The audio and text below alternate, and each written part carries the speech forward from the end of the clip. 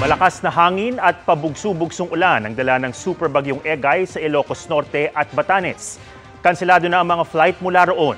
Nakatutok live si Breves Bulsao ng GMA Regional TV 1 North Central Luzon. Breves? Atom, nararanasan dito sa Lawag City, Ilocos Norte ang malakas na bugso ng hangin at panakanakang pag-ulan. Kanselado ang lahat ng flights ngayong araw hanggang bukas sa Lawag International Airport dahil sa Super Typhoon Egay. Kanselado rin ang flight sa airport ng Basco, Batanes, Kawayan, Isabela at Tugigaraw sa Cagayan. Nararanasan na ang panakanakang pag-ulan at malakas na hangin sa malaking bahagi ng Ilocos Norte. Lahat naman ng LGU sa province, tinututukan naman natin. Pero yun, especially yung dun sa landslide area, nandun naman yung mga equipment ng DPWH, naka-ready naman to clear the road. Nakahanda na ang relief goods sa mga bodega ng iba't ibang bayan. Binabantayan ang mga bayan ng Adams at Pagudpud dahil sa posibleng landslide na dulot ng pag-ulan. Pinagbabawalan ang mga mangingisda na pumalaot dahil sa matataas na alon. Yung mga mahal na kababayan na nangingisda na huwag nang pumalaot muna dahil mataas po yung risk na magkaroon ng malalaking alon ngayon.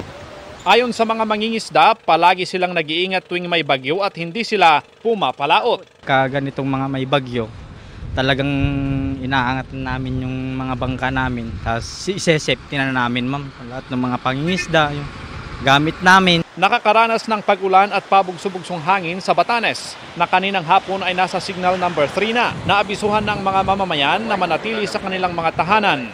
Karamihan sa mga mangingisda ay itinabi na ang kanilang mga bangka upang hindi hampasin ng alon.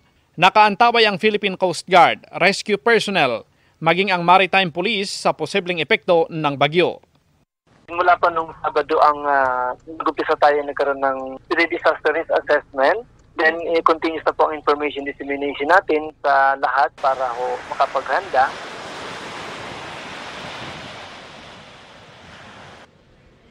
Atom, kaninang hapon lang ay sinuspende ni Governor Matthew Marcos Manotoc ang lahat ng pasok sa tanggapan ng gobyerno dito sa Lalawigan dahil nasa signal number 3 ang ilan bayan sa Lalawigan. Yan muna ang latest. Balik sa iyo. Maraming salamat, Breves Bulsao ng GMA Regional TV 1 North Central Luzon. Good news mga kapuso! Maaari niyong mapanood ang 24 oras at iba pa naming mga newscast sa aming YouTube channel. I-click lang ang subscribe button na lalabas sa screen. Sa mga kapuso abroad, maaari niyo kaming masubaybayan sa GMA Pinoy TV at sa www.gmanews.tv.